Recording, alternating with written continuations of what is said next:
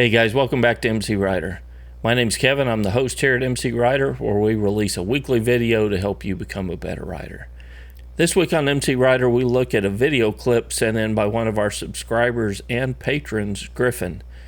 Griffin sent this in and I offered to do a video breakdown of it, and he agreed to let us do so. In fact, he was kind enough to say that feedback is a gift.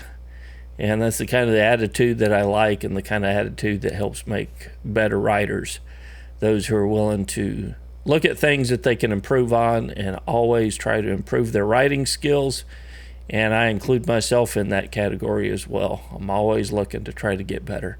So this week on MCrider, we're going to break down this incident of the video clip that Griffin sent in, and we'll see what we can all learn from this video.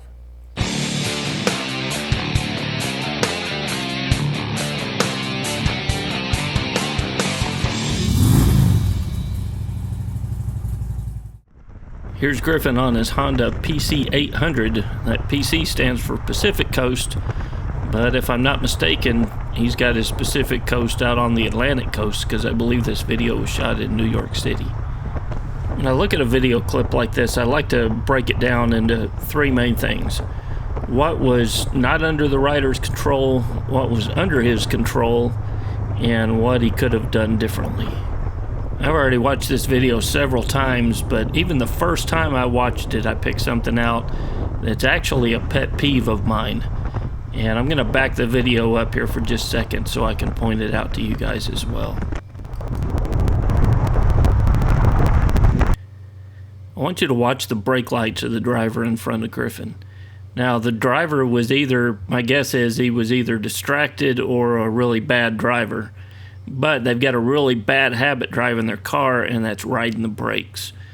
Because what they do is they ride the brakes and they desensitize anybody behind them that they're actually slowing down. Now, that's a pet peeve of mine. It may be because I have this eye condition and that causes my depth perception to be off a little bit. But every time I see brake lights, I think that car in front of me is slowing down or coming to a stop. But this driver, in addition to not being able to stay in his lane, is frequently on his brakes when he doesn't need to be. The fact that this driver in front of him was riding his brakes is the first condition that I would say was not under Griffin's control. And those brakes are going to tell an important story here in just a little bit. And because they constantly on and off without the driver actually needing to slow down, we're going to miss some key information when we actually really need it here in a minute. I'm going to speed the video up a little bit so we can get to the crucial part of the video, and then we'll pause it and talk about what we see just right before the incident. So let's pause it right here. Things look pretty normal up to this point, right? Everything was going good. But this is just right before things start to turn south and we have an incident on our hands. So as usual, that car in front of us has got his brake lights on, and Griffin may have been desensitized to his brake lights because he's been seeing them for the last few miles going down the road. Another thing that I noticed here is he's got these trees off to the right, which obscures his view around this corner, and there's some crucial information right around that corner that he needs to know about. In addition to that, the guardrail here is helping to block his view around that corner as well. So he's got an obstructed view and he's heading into a corner. But let me go ahead and play the video through, and we'll watch it to the end, and then we'll back up and we'll talk about some other important points here.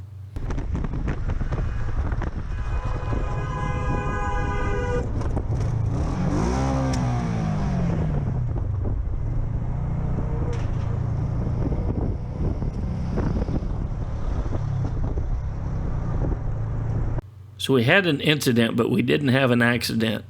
And that's due in part to Griffin keeping his wits about him and able to get his motorcycle around a bad situation.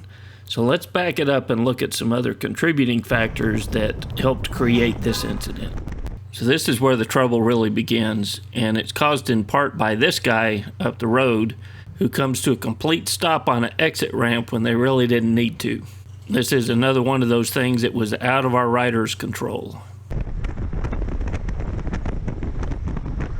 At this point is where Griffin reaches for the front brake. You'll see the tires briefly lock up, and then he releases the brakes and swerves around the vehicles.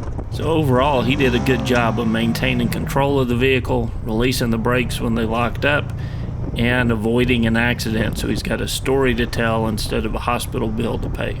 But let's back our video up again and see if there is anything that Griffin could have done from a road strategy point of view that may have helped with this situation.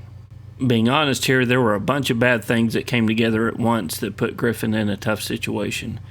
He had road construction that did a kind of a weird job of blocking that lane off up ahead of him. He had a car that panicked and came to a complete stop. He had another car that was constantly riding their brakes. And to add to that, he had an obstructed view through this corner.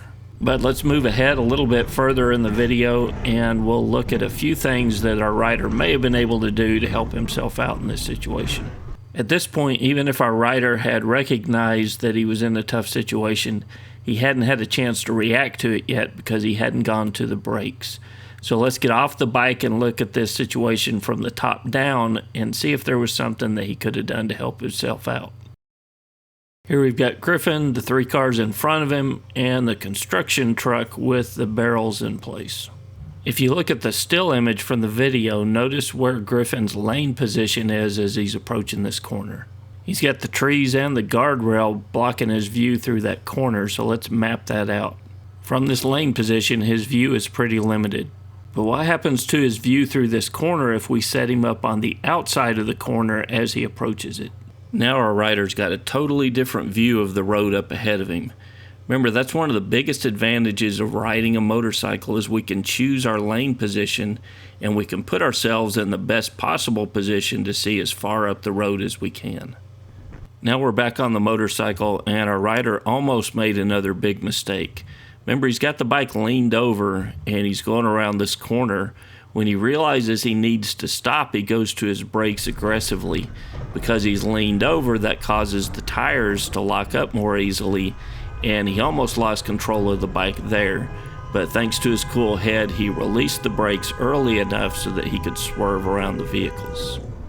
One of our other goals is to always be able to stop the motorcycle in the distance that we can clearly see up the road. In city situations, particularly like this, that's a very dynamic thing, and it's changing all the time, so we have to be prepared for changing road conditions, construction, or cars that are stopping on an exit ramp. Anytime we're riding down the road, there are going to be situations that are completely out of our control. There are going to be trees that block our view around a corner. There are going to be cars that stop on an exit ramp. There are going to be cars that are riding their brake the entire way through, or construction crews that set up barrels in a way that don't help any drivers out. All of those things are not under our control. There are always things that are under our control as well. And the more of those things under our control that we can take care of, the better off we're going to be to handle the things that are out of our control. We can always try to improve how car drivers handle their cars, how well they look out for motorcycles, and whether or not they stay off of their cell phones when they're driving down the road. We can wish for all those things, or we can get mad about them whenever we see it happen, or we can be proactive and we can have a good road strategy to put ourselves in a much better position to handle those things on the road. That's why I teach so much road strategy here on MCrider. Am I a perfect rider? No, not by any means. But I can honestly say that I have fewer incidents or near incidents today than I did 10 years ago. And it's because I'm constantly working, trying to improve my road strategy and to put myself in a better position to handle these incidents on the road. I want to give a big shout out to Griffin for sending this video in and letting us all learn from his experience and helping us all to become better riders in the process. And a way of saying thanks to Griffin, you've got my email, Griffin. If you'll send me an email with your shipping address if you'd like, I've got an MCrider hat that I'd like to send to you. You can tell it's still been safety sealed up so it doesn't have all of my sweat on it from me wearing it all the time. But I'd like to send you a brand new MCrider hat as a way of saying thanks for sending this out and letting us all learn from your experience. For me, it all comes down to this. if I had to choose between perfecting my road strategy or my riding skills, I would pick my road strategy every time, because I am much prouder of my road strategy skills that allow a ride to have no close calls at all than the close calls that my riding skills allowed me to avoid. Till next week, guys, it's Kevin with MCrider, and we'll see you on the road. Thanks for considering your support of MCrider. You can learn more by clicking here on YouTube or going to mcrider.com/support.